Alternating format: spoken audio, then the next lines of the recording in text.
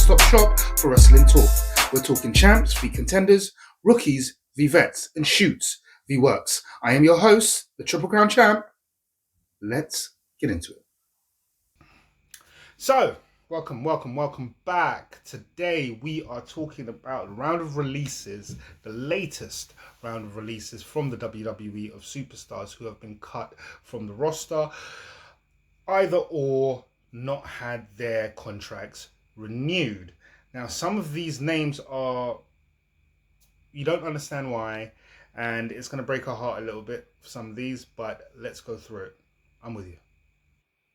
So, first name on the list is Braun Strowman. Braun Strowman, that's a big one, and a lot of people say they don't quite understand because Braun Strowman has been in this great building feud with Fatu, which has kind of helped Fatu to get over before he's picked up the belt, and I agree with that wholly. But I think there are some things we need to take into consideration now.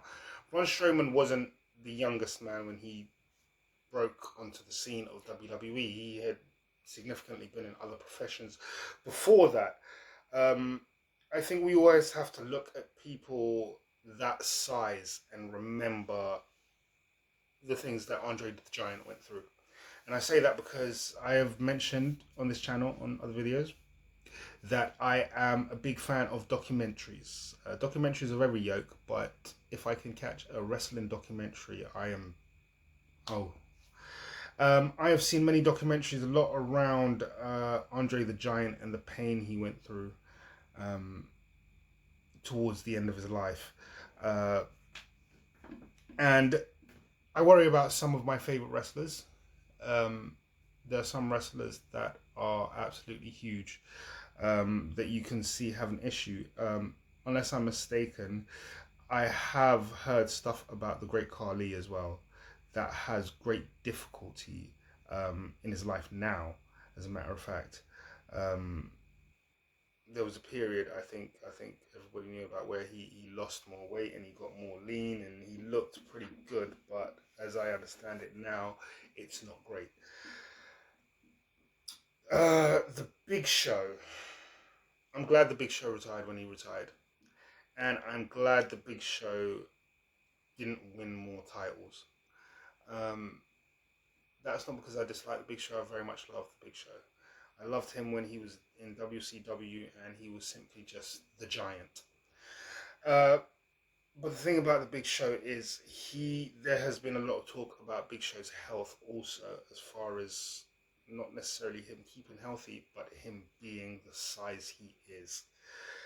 It's very difficult for performers who are that big, especially in something like wrestling where your body's going to take a lot of beating, a lot of strain. I think since his last release and he came back to the ring, I think if you look at Braun Strowman, you can see there's a significant amount of muscle definition loss. He's still a big guy. He will always be a big guy.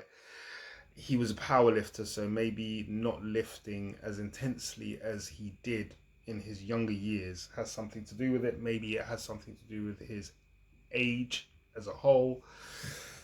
I don't know what it is. Now, this isn't a smear on him as a wrestler or his credibility or his work ethic. I'm simply saying that the man's body has been through a significant amount of strain at this point, and maybe it is not necessarily the worst thing that someone like Braun Strowman steps down from the main roster. Maybe he goes to AEW and he gets himself an even bigger money contract and he works an old school Brock Lesnar schedule. Maybe he doesn't do that. Maybe he becomes the manager of the gigantic wrestlers. Maybe he goes into movies. In any case, I think it's a good idea that Braun Strowman is no longer with the WWE because, as I said, I kind of worry about these wrestlers and their sheer size and the amount of beyond the mat and dark side of the ring I watch. It's not really a good story for wrestlers, and in our way we love these wrestlers. So as far as his cut goes, I don't think that's the worst possible thing He doesn't necessarily look as mobile as he was before anyway. So I think that is actually for the best, and I wish him all the best. Like, don't wrestle anymore, don't hurt your body, but land in a big pile of money. As for the second name on the list, one that kind of hurts for me, but I also get it again, is Dakota Kai. Dakota Kai is another name on the list who's been released recently, but the fact of the matter is Dakota Kai has suffered with a fair amount of injuries. She was released before, and I believe that was because of the injury, and then she's come back and then she's re-injured herself. That's the long layoff she had a while back. Um, Twice, if I'm not mistaken, because I think both the injuries she had recently were real. So she had the knee one, which was a second knee, because I remember that knee brace. I remember her having a knee brace in NXT. So, and I think she did her knee in NXT UK as well. When I first started watching NXT UK, which was not long after it first started, I believe she had just returned from a knee injury. And then she did it in NXT again because at some point, the reason people love Dakota Kai so much is because she's an excellent wrestler. She's young and, well, she's not all that young, but she's fairly young and she is an excellent wrestler. She's wrestled all over the world before she got to NXT. So, um, in that respects, she's someone you can warm to as well. She's got a lovely personality, seemingly, and she can play multiple different characters. She can play a heel, and no matter who her competitor is, she can put on a match worthy of the main event at any point. She can be really mean if she wants to. She can be sweet and endearing. She has a lot of qualities she can pull on. But she's always been injury prone. And I think that's what the WWE are looking at. I think they've given her, at this point, probably about 3 different chances. Because that, as I said, that knee brace isn't new. I remember her doing that knee in NXT. I can't remember if she did do it in NXT UK, but she definitely did it in NXT. And then she's come up to the main roster, and then she's done it again. She was out for months, and then she came back, and there was the kayfabe injury of her hand, which I don't think was true, but she had done something else. So I get it. The only problem is you're giving up a bona fide star as a wrestler, and as far as the WWE goes, they are giving up a bona fide star. I could imagine that she would put on some of the most incredible matches you'd ever see in AEW with Toni Storm. I'm fairly sure they're friendly as it is anyway, because they both hit each WWE promotion, if I'm not mistaken, at the same time. If memory serves me, at the very least, I don't know about the Performance Center, but at the very least, they were on each roster at the same time. Toni Storm was a world champion after beating Rhea Ripley in NXT UK. I remember that specifically because I watched it. I loved NXT UK. I'm fairly sure Dakota Kai was on that roster because that's where 3 girls from Oceania, Tony from Australia, Rhea from Australia, Dakota from New Zealand. So I'm fairly sure they know each other and have a fairly good relationship. So Tony and Dakota would put on fantastic matches because as far as a technical wrestler goes, Dakota is just incredible. So yeah, very surprising. She's never held a singles title. She's held multiple tag, but never a singles title. She will be missed. I truly, truly am a fan of Dakota Kai. I love her work, and I always expected the WWE to figure it out as far as Dakota Kai went. I really hope this wasn't the outcome, but it is. I think as a free agent, she can do so much, though. And Toni Storm isn't the only person she could work with. If she went to TNA, TNA just acquired Indy Hartwell, and Indy Hartwell is another one who's absolutely phenomenal. Not great at promos, not great, but so sweet, so endearing, so powerful, so athletic. I think Dakota and Indy would work very well together. Both girls from, again, Oceania. possible bond there, something they could work on, create. I could see that happening. On to our next, gone from the list, is Shayna Baszler. And that one kind of hurts as well. Because, as I said, big black and gold fan, NXT. I remember the most two dominant reigns I've ever seen by any female superstars. Considering I think Mercedes Monet's reign at the moment is just absolutely ridiculous, and AEW need to sort that storyline out. Take some titles off her. She looks ridiculous coming to the ring. Shayna Baszler and Asuka. If anybody remembers that period of black and gold, there were two separate periods that I'm talking about, but the fact of the matter is, which was more dominant? Was it the Asuka period or was it the Shayna Baszler period? I thought Shayna Baszler was female Brock Lesnar in NXT. They had nothing like that anywhere on the roster, top to bottom. And I think the WWE tried to transition Ronda Rousey into making her kind of that. She was an MMA star, so it should be easy enough, right? She's easy on the eye, she's athletic. And it didn't work. And I think it kind of ruined the space for Shayna Baszler. And ironically, they were really good friends because they knew each other from the MMA world. And Shayna was a credible fighter. I don't quite understand what has happened. If you need to do something with Shayna Baszler, just give her an advocate like you do with Brock or like you do with Roman.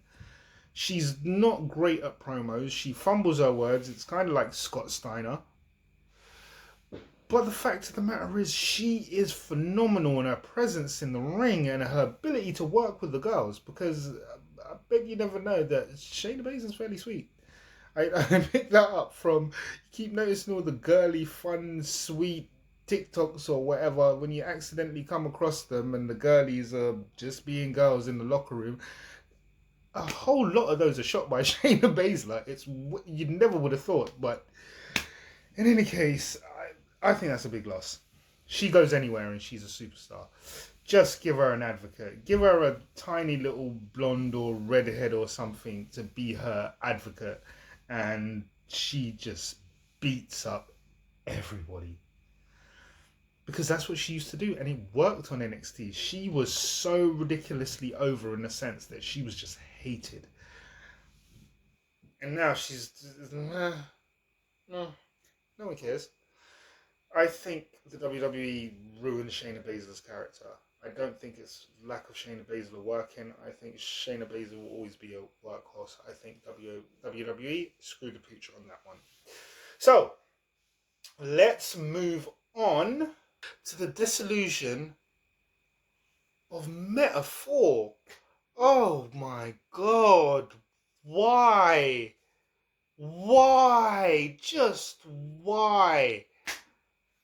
Metaphor are just awesome. I don't know what it is, but every time you need levity, every time you need just a relaxed moment between all the action, Metaphor are so funny. They work so well together. I mean, you can only imagine that was a weird freaks idiot come together kind of, and they realize, hey, wait a minute, you're a bit of an idiot, and you're a bit of an idiot, and we like to have a laugh, and we like to have a laugh. Metaphor! So beautifully, wonderfully, hilariously, just good. Good. And now Orzo Menz has been let go and Jakara Jackson's been let go. Now, I must say, Lash Legend clearly stood out in the tag team between Jackson. It kind of reminds you of Cameron and Naomi, doesn't it? Jakara, I think, will be fine, though. I think she's just really young. And she will pick it up in a different company and probably come back. Because it's not just her wrestling ability. I don't think the character of Jakara Jackson suits her. I really don't. Lash Legend will be. I think if the WWE are smart, they bump Lash Legend up to the main roster as a segue between Jade Cargill and Bianca Belair. Personally, I think it gives Jade Cargill, as I said, something I think she desperately needs. Jade Cargill needs time to get a little bit better before you have this big money match between her and Bianca Belair. If you put someone like Lash Legend in her way, then Lash Legend gets some experience. Jade gets some experience. They both get to work together. They form a bond as friends or whatever behind the stage. As well as I'm sure it will with Bianca. But Bianca now needs to heal. Um, I would think that's about 3 months. I mean, she's young. She'll probably come back in quicker time than that. But fractures 6 weeks, no? That including time for her to get back in shape, maybe about 3 months. She'll come back quick though. But even in that respects, I think, yeah, as I said before, I think Jade needs work. I think Lash needs the experience on something like the main roster because the WWE has big plans for Lash as well. Um, because she's undeniable. She's a bit like Jade. She's a bit like Bianca. She is just completely undeniable. Um, Good competition for Rhea. Good competition for Nia. So I understand why they did it. They wanna do something serious with Lash. They also want to do something with Dar because Dar has been in the WWE for quite some time, but the WWE can't get rid of him, seemingly because he's so good a wrestler. He's gone back to the indie at some point. They have dropped him from the promotion, but he's back again, and I don't think Dar's going anywhere anytime soon because of Metaphor. Ironically, the group of Metaphor kind of showed you what Noam Dar can do when it works. So, and if you notice, Noam Dar came back and won the Heritage Cup on his first match back. That's incredible. So, as far as that respect, you know they've got big plans for Noam Dar. They always have had big plans for Noam Dar. How could you not when he's been wrestling since he was like 12 or 13 or something? Noam Dar's insane. But yeah, no Jakara and no Orzo. Orzo, I could also see happening. I don't think it was a good idea. I think Orzo is very young, and one day he is going to figure out his character, and he is going to be pretty big. Maybe not as big as the biggest wrestlers in WWE, but on an independent sort of circuit, I think Orzo is going to be very big because he's got a look. He's a handsome guy, but he's got this weird kind of purple-ish hair or whatever. He's in good shape. He's a pretty good wrestler. He doesn't hurt anyone. He looks fairly good in the ring. I think fans of every yoke, the ladies will love him. The guys love him because he's kind of cool. He's funny. I think he's got every demographic. All the cool colors in his hair. The kids will like him. I think Orzo will be fine on the independent. I'm sure he's probably going to have to drop the name Orzo Menza. But aside from that, I think he'll be fine. He'll do very well. As for being a performer, him and Noam and Lash and Jakara together, I can't remember the NXT takeover or was it Spring Breaking or something like that where they were the host, and it was one of the funniest things I've ever watched. Just them hosting the show, so they have got so many different angles, and Orza plays a lot to that and played a lot to that on that show. So I think Orzo will be fine, but I mean, I wish him all the best. I think WWE fumbled that one. I don't think they fumbled Jakara Jackson. I think she's gonna need some work. If she gets better, she'll come back. But I understand that one. Let's move on to Gigi Dolan. Gigi Dolan. I could see this one coming. Ironically, I watched the last WWE, the last TNA event where that had WWE wrestlers on it, which ironically was Jakara Jackson and Lash Legend, Gigi Dolan, and Tatum Pax. I don't know how to say Paxley, Paxton. You know what I'm talking about. The goth gymnast. More gymnasts. Anyway, they had a match, and I did not realize that. I mean, of course, I didn't. I don't keep up with these things. But Gigi Dolan is no longer in a relationship with Darby Allin. Maybe that's old news and I just didn't keep up. But she's dating Nemeth now? Or something like that. I forget who she's dating, but she's dating someone on the TNA roster. Anyway, so it kind of makes sense. She's been featuring on TNA TV and she has also, I mean, she hasn't been a feature since Toxic Attraction broke up. Um, Toxic or is it Fatal Attraction? I get those two mixed up because that is the one with JCJ again and Fallon Henley. But if you know the faction with Mandy Rose as the leader, I forget I think it's Fatal Attraction. I mixed them up. They sound so alike, and JCJ was in both of them. So, but in any case, Gigi Dolan hasn't featured very much since then. I didn't hear anything of an injury. She is an extremely loved superstar. So it's kind of weird because she had a feud with JCJ after the dissolution of the group, after Mandy Rose was unceremoniously let go. They had a match in which she came out of that feud on top. So how she disappeared after that, I don't understand. But if that's the case, I could understand. I think she was pulling away. She's been pulling away from NXT TV and the brand of WWE altogether for a little while. So it doesn't surprise me.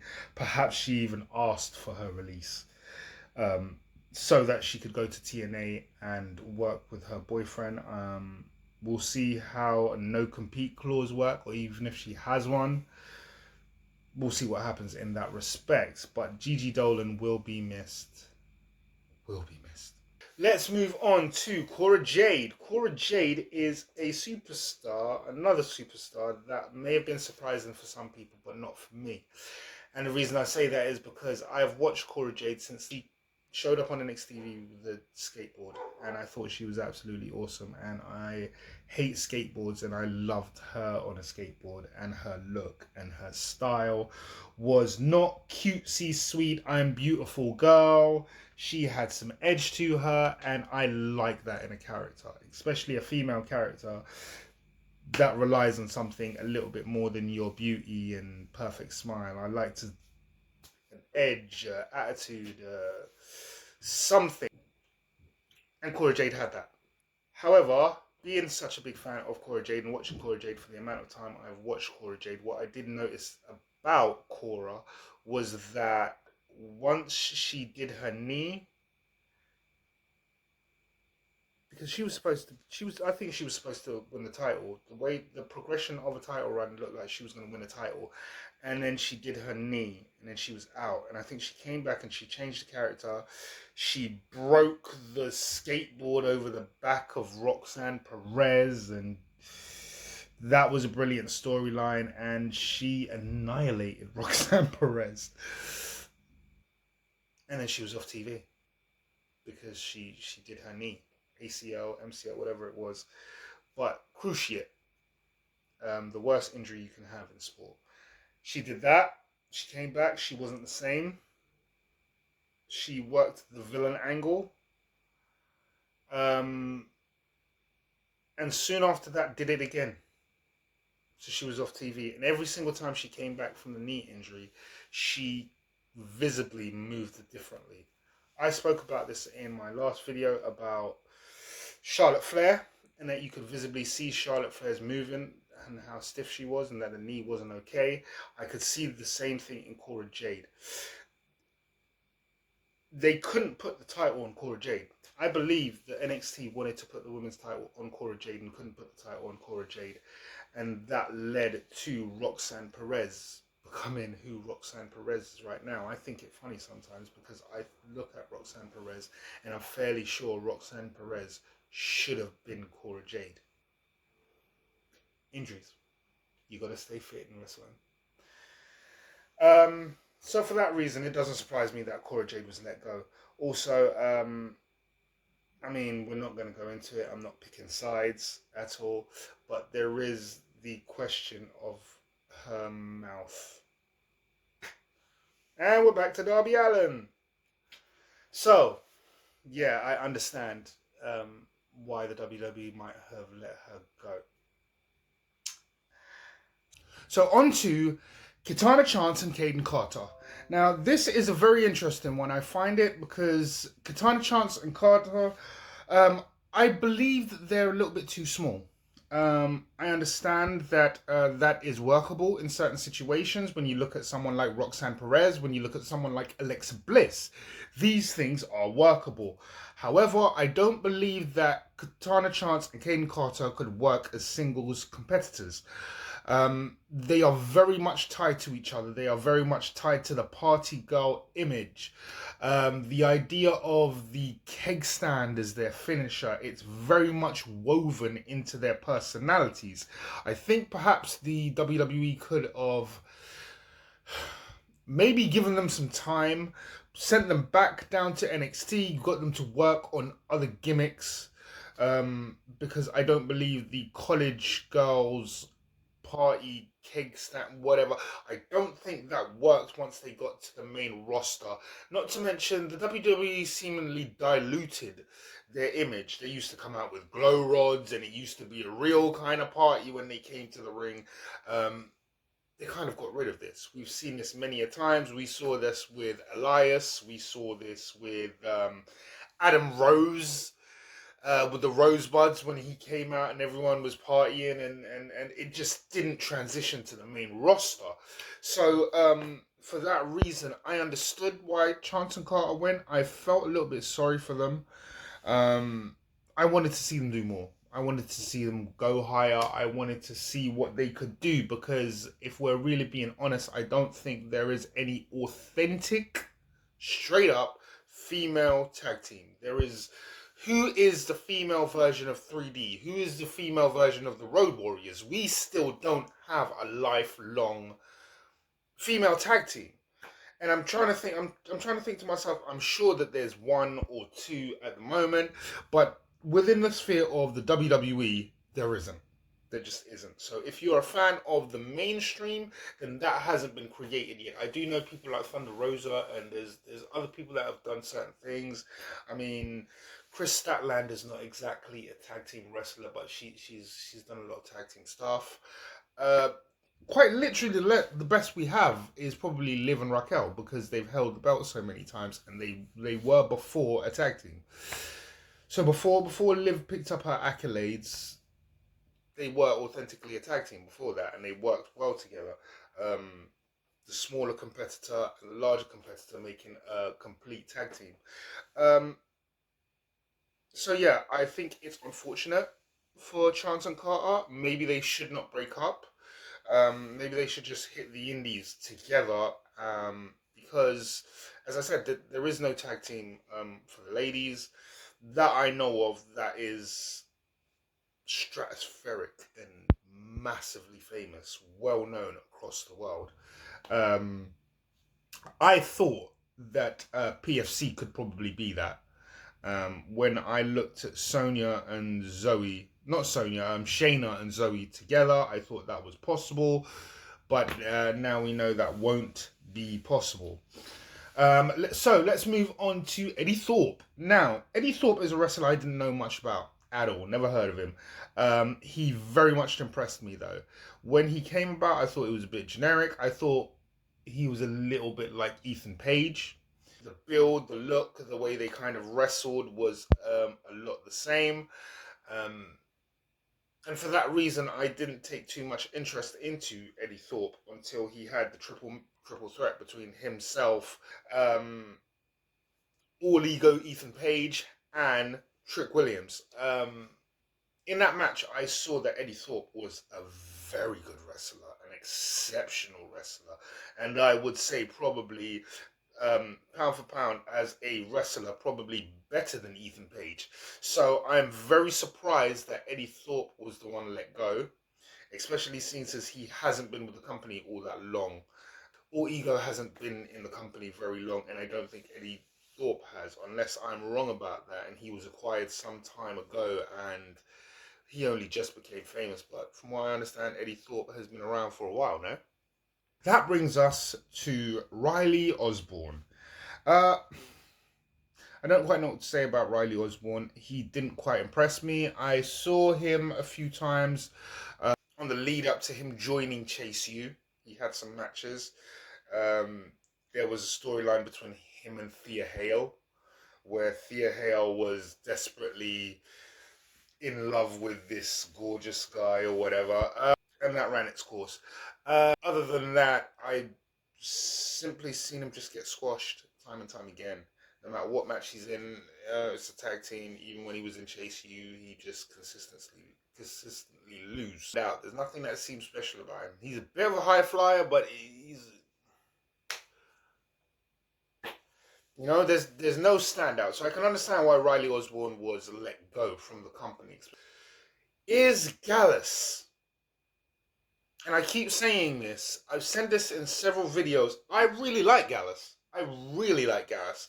And it would seem that I'm not the only one that really likes Gallus and thinks that Gallus should be built better. Quite frankly, I think Gallus solves a lot of problems on the main roster. You've had no one since Shield that can get over that kind of mean faction, well put together, and they've been wrestling for the longest amount of time. I think the only science between Gallus is just billing them better. They're great wrestlers. They have the ability.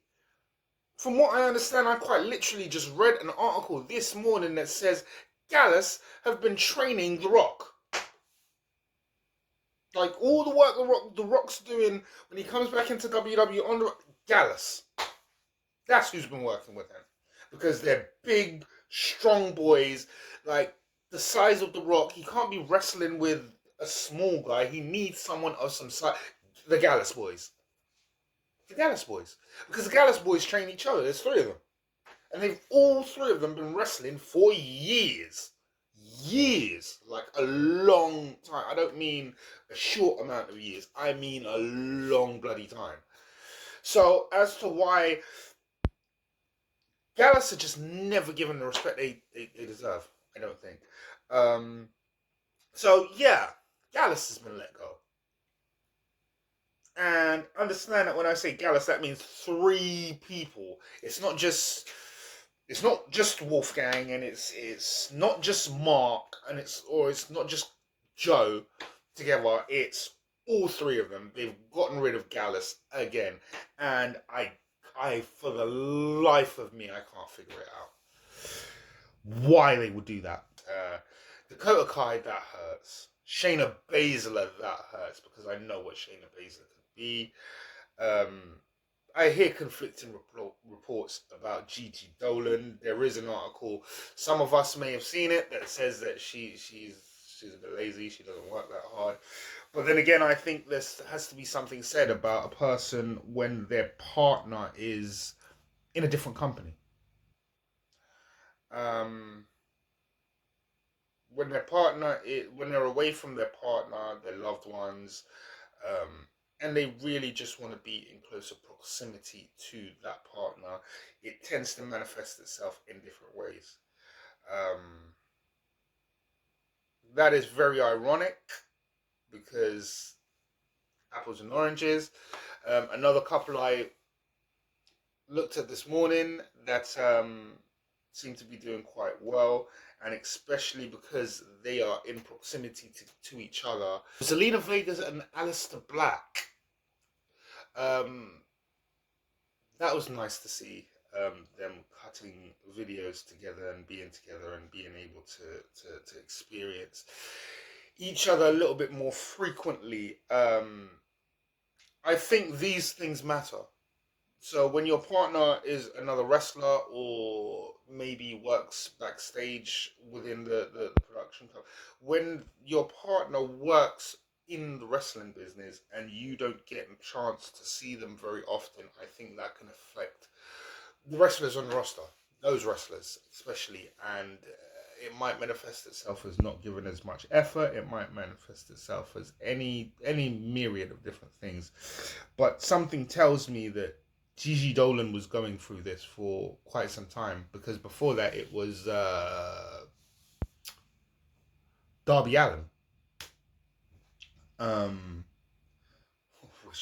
which had to have been so interesting when Cora Jade started running her mouth. But yeah, I mean, it works both ways as well. We understand that Cora and Bron Breakker were together. We don't know how much that has to do with leaving, because they broke and went their separate ways also. So, I mean, I don't want to speculate on people's relationship that I know nothing about. But I'm saying sometimes these relationships with other people, they hold weight, and they're important to these performers enough to alter their behavior, their actions, and maybe their mindset. I think we need to remember that. But for now, that is all the rounds of cut in the WWE that we know of. Should any more come about, I will be making another video. Until then, please leave a like, comment, subscribe, hit the notification bell. It lets you know when I'm uploading next. And until then, I have been the Triple Crown Champ. I'll see you next time.